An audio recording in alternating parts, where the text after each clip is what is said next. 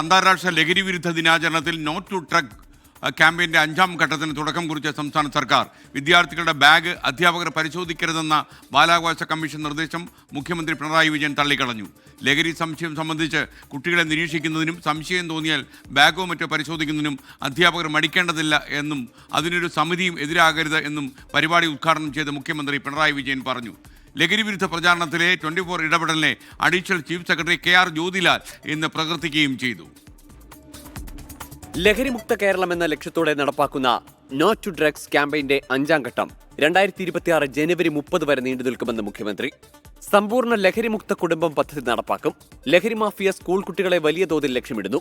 വർദ്ധിച്ചുവരുന്ന ലഹരി ഉപയോഗം തടയേണ്ടതിന്റെ പൂർണ്ണ ഉത്തരവാദിത്തം സമൂഹത്തിനാകെ. രക്ഷിതാക്കൾക്കും അധ്യാപകർക്കും അതിന് പ്രത്യേക ഉത്തരവാദിത്തമുണ്ടെന്ന് പറഞ്ഞ മുഖ്യമന്ത്രി അധ്യാപകർ കുട്ടികളുടെ ബാഗ് പരിശോധിക്കരുതെന്ന ബാലാവകാശ കമ്മീഷന്റെ നിർദ്ദേശം തള്ളി. കുട്ടികളെ നിരീക്ഷിക്കുന്നതിനും സംശയം തോന്നിയാൽ അവരുടെ ബാഗുകളോ മറ്റോ പരിശോധിക്കുന്നതിനും അധ്യാപകർ ഒരു കാരണവശാലും മടി കാണിക്കേണ്ടതില്ല. ഒരു സമിതിയും ഇക്കാര്യത്തിൽ നിങ്ങളെ കുറ്റപ്പെടുത്തില്ല.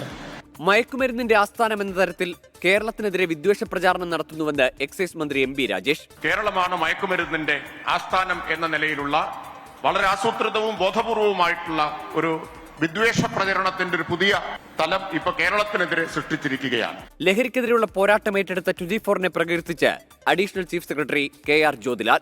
സമൂഹത്തിലെ എല്ലാവിധ സംഘടനകളും എല്ലാ ഓർഗനൈസേഷനുകളിൽ നിന്നുള്ള ഫീഡ്ബാക്ക് എടുത്തിട്ട് ഇൻക്ലൂഡിംഗ് മീഡിയകൾ 24 ചാനൽ തന്നെ വളരെയധികം നിർദ്ദേശങ്ങൾ നൽകിയിരുന്നു.